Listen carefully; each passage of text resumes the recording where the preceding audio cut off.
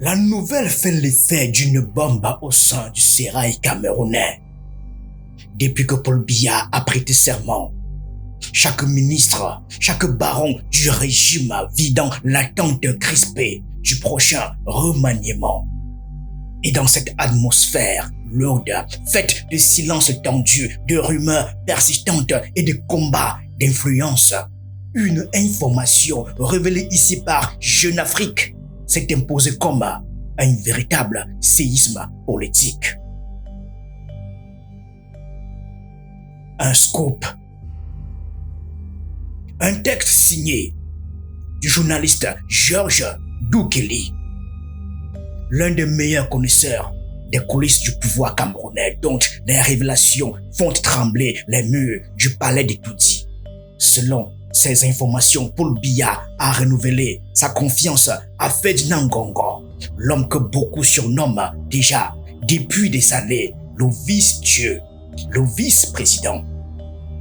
Une phrase, une seule, mais un tremblement de terre. Ngongo devrait conserver son fauteuil au futur remaniement et pourrait même sortir renforcé avec les coudées franches pour éliminer ses ennemis et réorganiser le gouvernement à sa guise.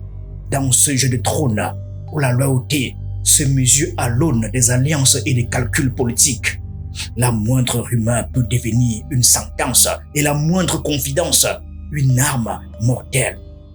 Les couloirs du pouvoir retiennent leur souffle. Certains ministres guettent déjà le moindre signe, espérant une grâce. D'autres redoutent l'ombre d'un remplacement. Le cœur serré par la peur de tout perdre. Car ici à Yaoundé, une seule audience, un seul mot peut sceller le destin d'un homme.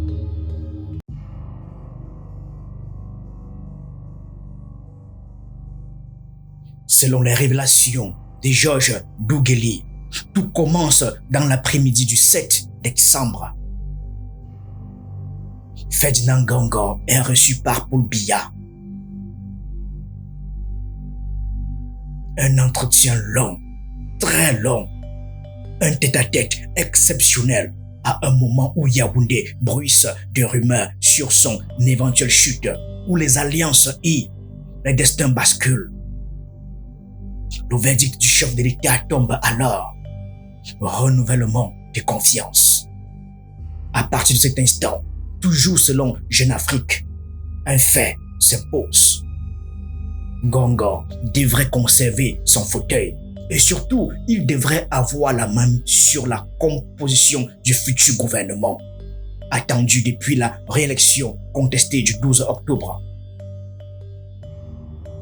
C'est un tournant majeur. Un retournement spectaculaire, car depuis des mois, le secrétaire général était secoué, attaqué, affaibli, à la merci des complots et des manœuvres de ses ennemis. Mais là, dans l'intimité du bureau présidentiel, un simple mot, un simple geste a tout changé. Et désormais, c'est lui qui tient le fil du pouvoir, lui qui décidera du sort de ses rivaux, lui qui pourra écrire le prochain chapitre du régime camerounais. Un instant suspendu où l'angoisse cède la place à la certitude.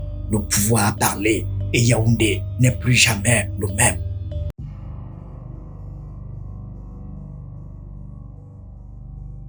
Jeune Afrique souligne un élément crucial. Si Ngongo tient encore debout, il le doit en grande partie au soutien continu et décisif de la première dame, Chantal Biya. Selon les sources du journal, c'est elle qui a eu le dernier mot auprès de son époux. Elle a pesé lorsque les vents contraires devenaient trop violents.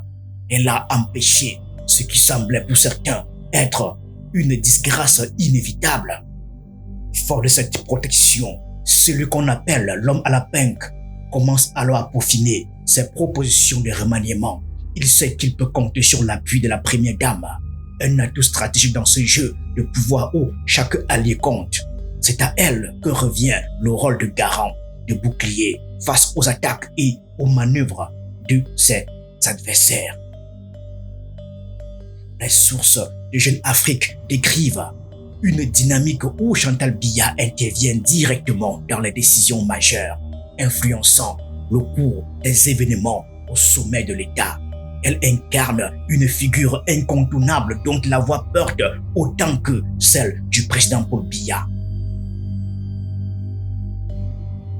Ainsi, Ferdinand Ngongo, protégé par cette alliance, se prépare à jouer son rôle dans la recomposition du gouvernement, sachant que chaque proposition qu'il avancera sera pesée à l'aune de cette complicité avec la First Lady.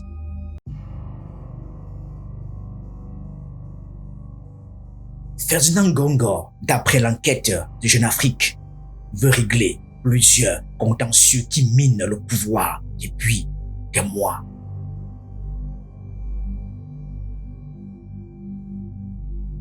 Laurent Isso, ministre de la Justice. Les relations entre les deux hommes sont exécrables et le point de rupture semble atteint. Selon les sources du journal, Ngongo vise clairement son remplacement, espérant écarter un poids lourd qui lui résiste.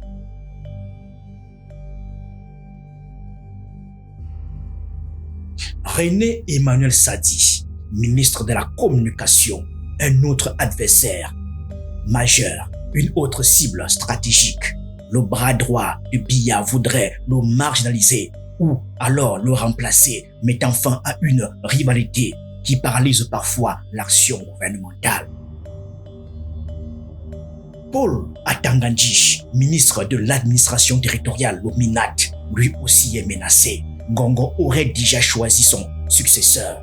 Philippe Mbagaboua, actuel ministre délégué à la présidence, pourrait prendre ce poste clé. Martin Bangangele, DGSN, le secrétaire général de la présidence, souhaite un nouveau patron à la police nationale. Son choix s'orienterait vers Victor Ndoki, l'ambassadeur du Cameroun en Allemagne, ancien secrétaire général de la DGSN. Samuel Mvondo Ayolo et Oswald Baboke au cabinet civil. Ngongo voudrait remplacer le directeur du cabinet civil, Samuel Mvondo Ayolo, par André Manus Ekumo, l'ambassadeur du Cameroun en France. Il souhaite aussi réaffecter Oswald Baboke, jugé trop indépendant à son goût.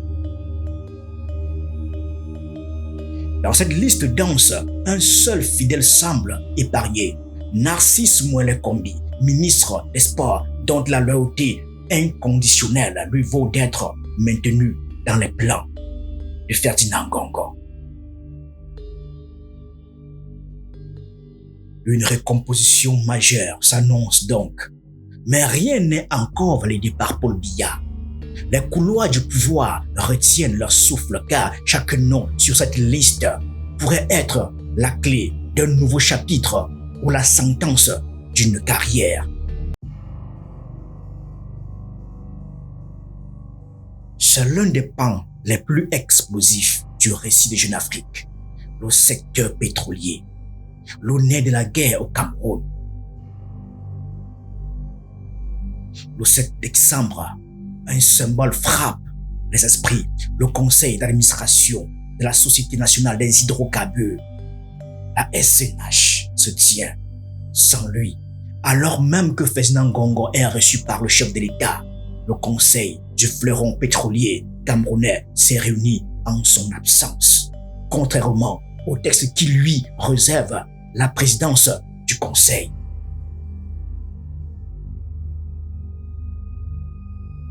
Pourquoi Jeune Afrique révèle que Pascal Dolph Mundiki, administrateur directeur général, refuse désormais sa présence. Il lui reproche d'avoir tenté de le renverser en juillet 2024, de vouloir reprendre la main sur la filière pétrolière.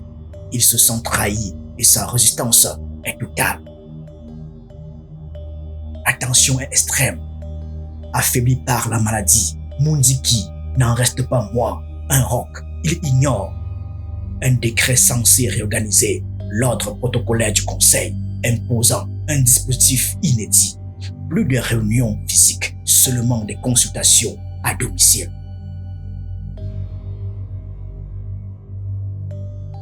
Selon une source citée par Jeune Afrique, je cite, « Pour oser jeter un décret à la poubelle, Mundiki agit forcément avec l'assentiment de Paul Biya. » Fin de citation. C'est un coup dur, un affront, une humiliation pour Ngongo. Les nuits seraient même remplies de longues discussions entre les deux hommes, Paul Biya et son vieux compagnon de route. Selon le sort du secteur stratégique. Un épisode qui a fait redouter Ngongo un destin à la Titus Edouard, Marafa Amidou Yaya ou encore Atangana Mebara, ces poids lourds qui, après avoir voulu trop en faire, ont fini écartés du pouvoir.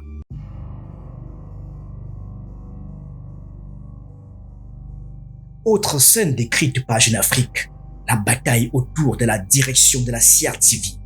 Ngongo propose et obtient de Paul Biya le remplacement de Charles Ndongo par Georges Ewane, un de ses proches qu'il avait lui-même débauché 4 ans plus tôt pour en faire un conseiller technique à la présidence. Mais René Emmanuel Sadi, ministre de la Communication et porte-parole du gouvernement, également président du conseil d'administration de la CRTV, court-circuite le projet.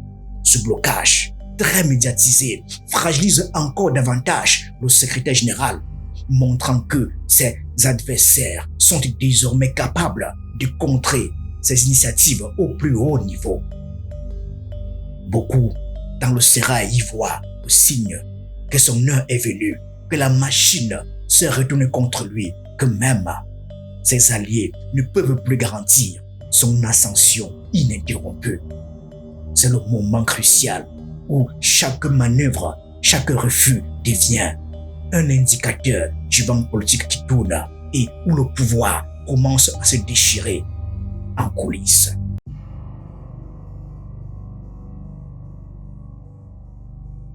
Mais l'histoire racontée par Georges Dougueli prend un nouveau tournant. Contre toute attente, Ngongo est renforcé dans ses fonctions. Sauvé par la première dame, rétabli par Paul Biya. Le 7 décembre marque donc un avant et un après. À partir de ce moment-là, Ngongo redevient l'homme central, l'homme clé du futur gouvernement. Un acte incontournable de l'après-scrutin. Ce renouvellement de confiance appuyé par Chantal Biya et scellé par Paul Biya rétablit Ngongo dans ses fonctions, le propulsant à nouveau au cœur des décisions politiques. Les rumeurs de disgrâce s'évanouissent, remplacées par le sentiment d'une renaissance politique. Il redevient celui dont les propositions pèsent, dont les alliés se réjouissent, dont les adversaires redoutent chaque mouvement. C'est désormais lui qui dicte les règles du jeu. C'est lui qui trace la voie du prochain remaniement. C'est lui qui incarne le pouvoir invisible mais omniprésent du régime camerounais.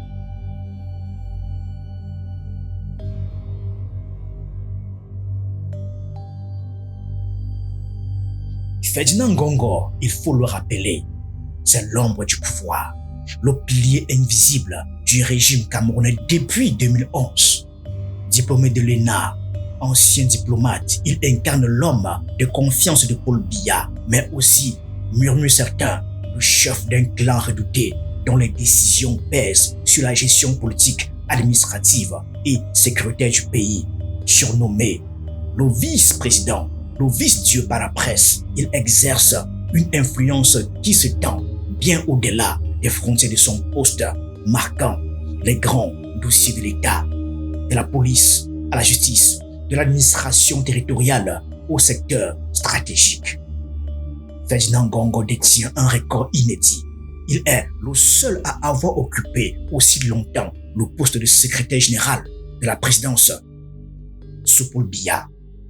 Depuis le 9 décembre 2011, il a traversé 14 années consécutives à ce poste, dépassant tous ses prédécesseurs. Aucun autre n'a jamais tenu aussi longtemps ce poste, souvent considéré comme le plus puissant après celui du président Paul Biya. Cette longévité exceptionnelle, jalonnée de polémiques et de controverses, renforce son aura et sa position au sommet de l'État camerounais. Il succède à Jean-Marie Atangana Mebara, qui occupait la fonction avant lui. À l'heure où le remaniement est attendu, à l'heure où le Cameroun est traversé par des tensions politiques inédites depuis la présidentielle du 12 octobre, les révélations de Jeune Afrique redessinent les contours du pouvoir, non pas comme une photographie figée, mais comme un tableau vivant, mouvant presque vibratile. Elle montre un système politique qui se renégocie de lui-même dans ses zones d'ombre et ses zones de lumière, dans ses continuités et ses ruptures silencieuses. Un homme que beaucoup donnaient pour affaibli retrouve soudainement son poids. Ferdinand Ngongo revient au centre du jeu, protégé, consolidé, repositionné grâce au soutien indéfectible de la première dame et à la confiance renouvelée du chef de l'État. Son retour n'est pas seulement politique, il est symbolique.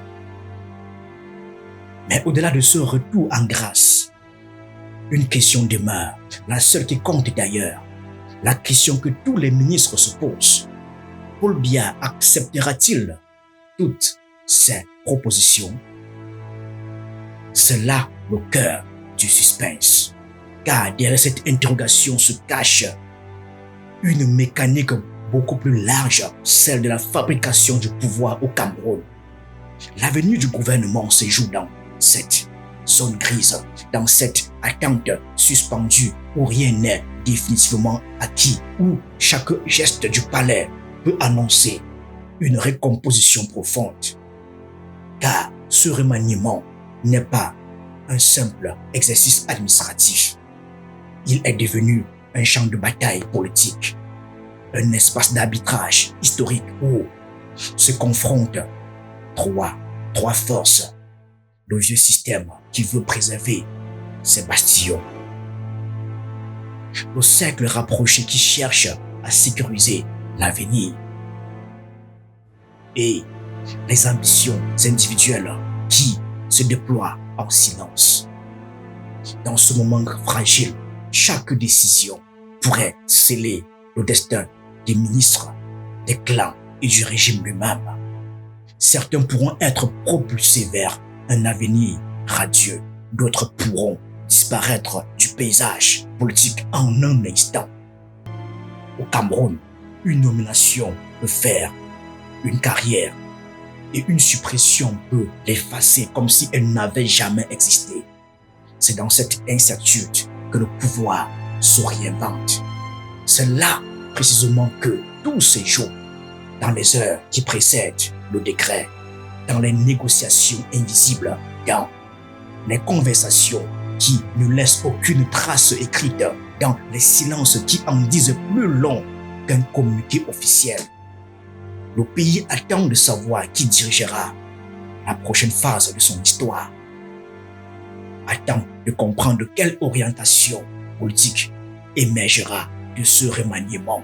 Attend de savoir si ce retour en grâce de Ferdinand Ngongo est le début d'une nouvelle séquence ou la conclusion d'un cycle qui touche à sa fin. Dans les jours à venir, peut-être dans les heures qui viennent, un décret dira ce que le silence a longtemps laissé planer. Et ce décret, plus que tout autre, redéfinira l'équation politique du Cameroun. Le pays s'apprête à entrer dans la prochaine scène de son récit politique, une scène écrite en partie dans les révélations de Jeune Afrique, le journal panafricain. Merci à tous.